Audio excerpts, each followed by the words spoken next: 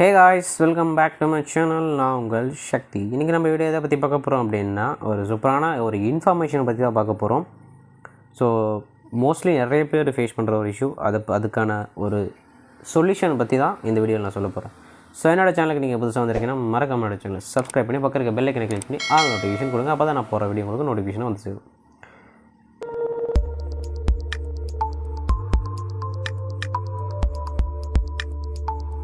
Okay, ஏடிஎம்மில் பணம் வரல அப்படின்னா, ஆனால் பணம் வந்து டெபிட் ஆகிடுச்சு. பட் ஆனால் வந்து எனக்கு கைக்கு கேஷ் வரல, அந்த மிஷின் ஓப்பன் பண்ணி அமௌண்ட் கொடுக்கும் இல்லையா, அந்த டைமில் எனக்கு இப்போ அமௌண்ட் வரல அப்படின்னா, ஸோ அந்த டைமில் நீங்கள் என்ன பண்ணணும் அப்படின்றது சொல்கிறேன். ஸோ பலர் ஏடிஎம்மில் பணம் எடுக்கும் செல்லும்போது பணம் வெளியே வரலை அப்படின்னு சொல்லிட்டு அக்கௌண்ட்டிலேருந்து எடுக்கப்பட்டதாக மெசேஜ் வரும், ஆனால் பணம் கைக்கு வந்திருக்காது. ஸோ இப்படியெல்லாம் அந்த இன்சிடென்ட் நீங்கள் ஃபேஸ் பண்ணும்போது பயப்படுறீங்க அப்படின்னா, அதுக்கான சொல்யூஷன் வந்து கண்டிப்பாக இருக்குது. ஸோ அதுக்காக நீங்கள் பீதி அடைய வேண்டாம்னு சொல்லியிருக்காங்க. சரியான நேரத்தில் வங்கியில் புகார் அளித்து சில முக்கிய விவரங்களை கொடுத்தா மட்டும் போதும், வங்கியிலிருந்து எடுக்கப்பட்ட தொகை மீண்டும் உங்கள் அக்கௌண்ட்டுக்கே வந்துடும் அப்படின்னு சொல்லியிருக்காங்க. ஏடிஎம்லேருந்து பணம் எடுக்க செல்லும் போது ஏற்படும் பரிவர்த்தனை தோல்வி பல சந்திக்கும் மிகவும் சங்கடமான சூழ்நிலை. எஸ், கரெக்டு தான்.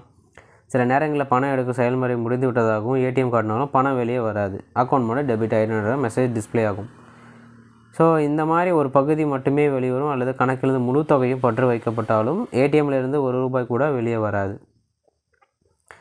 இந்த இஷ்யூ எல்லாம் ஏற்பட்டால், குறிப்பாக அவசர தேவைகளுக்காக பணம் எடுக்கும்போது தான் அந்த சுச்சுவேஷன் வரும். கரெக்டாக இது போன்ற சூழ்நிலை பீதி அடைய தேவையில்லை. மணி கண்ட்ரோல் வெளியிட்ட ஒரு செய்தியின்படி, சரியான நடைமுறை பின்பற்றினால் பெரும்பாலான சந்தர்ப்பங்கள் பணம் மீண்டும் கணக்கில் வர வைக்கப்படும். ஸோ ஏடிஎம்மில் பணம் எடுக்கும்போது மட்டும் கரெக்டாக நீங்கள் ப்ராப்பராக மெதுவாக பண்ணுங்கள். எந்த ஆப்ஷனை செலக்ட் பண்ணுறது, எந்த ஆப்ஷனை வித்ட்ராக்கான ஆப்ஷன் சொல்லிட்டு செலக்ட் பண்ணிவிட்டு ப்ராப்பராக அமௌண்ட் எடுங்க. சரிங்களா? முதல் காரியம் அமைதியாக இருப்பது தான். கரெக்டு. பேஷன்ஸ் தான் கண்டிப்பாக தேவை. அனைத்து விவரங்களும் சரிபார்க்கணும். உங்களுக்கு ஏடிஎம்மில் ஏதாச்சும் ரசீது கிடைத்தால் அது கவனமாக பத்திரம் வச்சுக்கணும். இன்கேஸ் வந்து பணம் டெபிட் ஆகிடுச்சு, அமௌண்ட் வரல, ரெசிப்ட் வந்துச்சுன்னா அதை வச்சுக்கோங்க. அதெல்லாம் கண்டிப்பாக உங்களுக்கு ப்ரூஃபாக யூஸ் ஆகும். ஸோ ரசீது கிடைக்கவில்லை என்றால் பரிவர்த்தனை நடந்த நேரம், நீங்கள் எடுக்க வரும் மற்றும் ஏடிஎம் இருக்கக்கூடிய விவரங்களை உடனடியாக குறித்து கொள்ள வேண்டும். எப்போ எடுக்கிறீங்க, டைம் எல்லாமே நோட் பண்ணிக்கோங்க. மேலும் உங்கள் வங்கி கணக்கிலிருந்து எடுக்கப்பட்டதாக என்பதை உறுதிப்படுத்தும் உங்கள் மொபைலுக்கு ஒரு மெசேஜ் வரும். ஸோ அதுவும் எடுத்து வச்சுக்கோங்க. ஸோ இன்டர்நெட் பேங்கிலோ பரிவர்த்தனை நிலையை சரிபார்க்கவும். பல வாடிக்கையாளர் சிக்கல்களை எதிர்கொண்ட ஏடிஎம்மை விட்டு உடனடி வெளியே வந்துவிட இருப்பினும். ஆமாம், இப்போ பணம் வரல அப்படின்னா அமௌண்ட் இதாகிடுச்சின்னு சொல்லிட்டு என்ன பண்ணுறது, வெளியே வந்துடுறாங்க. ஆனால் அந்த மிஷின் கோளாறு பிடிச்ச மிஷினாக இருக்கும். அப்போ வந்து என்ன பண்ணுறதா, பணம் நீங்கள் போயிட்டு பின்னாடி கொஞ்சம் நேரத்துக்கு அப்புறம் வெளியே வரும்.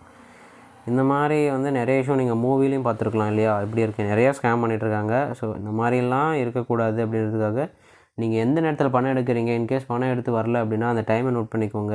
உங்கள் உடனே பேங்க்கில் போய்ட்டு சொல்லுங்கள், என்ன ப்ரூஃப் கேட்குறாங்களோ அது கொடுங்க. கேர்லெஸ்ஸாக இருந்துடாதீங்க. ஸோ காஷியஸாக இருங்க. உங்களுக்கு பணம் கிடைக்கவில்லை என்றால் நீங்கள் உடனே சம்மந்தப்பட்ட வங்கிக்கு போயிட்டு புகார் அளிக்கணும். அங்கே வந்து சில டாக்குமெண்ட்ஸ் கேட்பாங்க. மொபைல் பேங்க் வந்த செயலி இணைய வங்கி வந்த மெசேஜ் கட்டணமில்லா எண் மூலமாகவோ அல்லது அருகில் உள்ள கிளைக்கு நடிகை சென்றோ பதிவு செய்யலாம் அப்படின்னு சொல்லியிருக்காங்க. ஸோ இந்த இன்ஃபர்மேஷன் கண்டிப்பாக உங்களுக்கெல்லாம் தெரிஞ்சிருக்காது, யாரும் சொல்லியிருக்க மாட்டாங்க. ஆனால் மோஸ்ட்லி வந்து பணம் வரல அப்படின்னா நீங்கள் உடனே பேங்க்குக்கு தான் போவீங்க. ஓகேவா? எனவே பரிவர்த்தனைக்கு பிறகு சிறிது காலத்திற்கு கணக்கை தவறாமல் கண்காணிப்பது அறிவுறுத்தப்படுகிறது. இல்லை அது ஏதாச்சும் ஹேக்கர்ஸ் வந்து ஹேக் பண்ணிட்டாங்கன்னா உங்களோட அக்கௌண்ட்டு, அதே மாதிரி உங்களோட ஆதார் ஓடிபி, ஆதார் கார்டு எங்கேயுமே கொடுக்காதீங்க.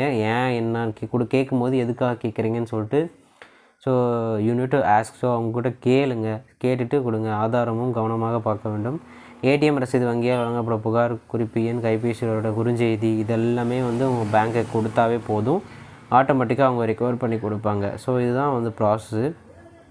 ரொம்ப நீங்கள் பயப்பட வேண்டாம். ஸோ இது எல்லாத்தையும் ஃபாலோ பண்ணுங்கள், உங்கள் அமௌண்ட் கண்டிப்பாக கிடைக்கும். இந்த மாதிரி இன்சூரன்ஸ் உங்கள் ஃப்ரெண்ட்ஸில் ஃபேமிலி யாராவதுக்கு நடந்திருந்தால் கண்டிப்பாக இதை ஷேர் பண்ணி விடுங்க, அவங்க பண்ணட்டும். கண்டிப்பாக இந்த வீடியோ யூஸ்ஃபுல்லாக இருக்குன்னு நினைக்கிறேன். பிடிச்சிருந்தால் லைக் பண்ணுங்கள், ஷேர் பண்ணுங்கள், சப்ஸ்கிரைப் பண்ணுங்கள், பக்கம் இருக்க பெல் ஐக்கனை கிளிக் பண்ணி ஆல் நோட்டிஃபிகேஷன் கொடுங்க. அடுத்த வீடியோவில் பல தகவலோடு சந்திக்கிறேன். அதுவரை உங்களது விடைபெறுவது signing off Sakthi. Bye bye and see you all.